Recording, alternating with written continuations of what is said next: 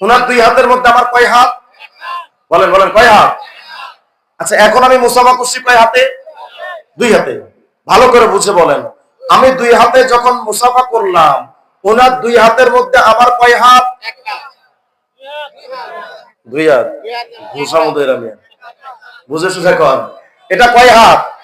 এই এক হাত দিলাম ওনার দুই হাতের মধ্যে, আর এক হাত রাখলাম বাহিরে, মুসাফা করলাম দুই হাতে।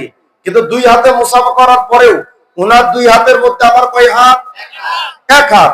আব্দুল্লাহ ইবনে মাসউদ এটা বলেছেন, যেহেতু তার এক হাত নবীর দুই হাতের বেষ্টনীতে ছিল, এটা তার কাছে ভাগ্যের একটা কারণ হয়েছে। এজন্য তিনি বুঝাতে চেয়েছেন আমার কি ভাগ্য যে আমার এক হাত নবীর দুই হাতের মধ্যে ছিল।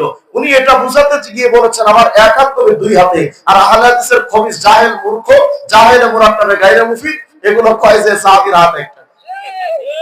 এগুলোর আমি বলি জাহেলে মুরাক্কাবে গায়রে মুফিদ। বলেন এই আহলে হাদিসের শায়েখরা হকপন্থী না বাতিল? বলেন হকপন্থী না বাতিল? ওদিকে কাদিয়ানীরা নবীকে মানে না, নবীর ইসলাম মানে না। হিজবুত তাওহীদ তো টোটাল নবীকে বাদ দিয়ে দিয়েছে, ইসলামটাকে বাদ দিয়ে পণ্যের মতবাদ গ্রহণ করেছে। আহলে কোরআনরা নিজেদের মতবাদ তৈরি করে হাদিসের গ্রন্থগুলোকে বাদ দিয়ে দিয়েছে। ওদিকে মাঝভান্ডারি, আট্টসি, সুরেশ্বর, চন্দ্রপাড়া, দেওয়ানবাগ, কুতুববাগ, রাজারবাগ যত ভণ্ড পীর আছে সিজদা তলে আল্লাহ পাক বাবার কাছে গিয়া সন্তান চেয়েছে, আল্লাহর সাথে শিরিক করেছে, বাবার কাছে গিয়া নারী পুরুষ একসাথে নাচানাচি করেছে, ইসলামের অপমান করেছে, ভণ্ড পীরের রূপ ধারণ করে ইসলামের শরীয়তকে যারা বাদ দিয়েছে, মারেফাত নাম দিয়া শরীয়তকে বাদ দিয়েছে।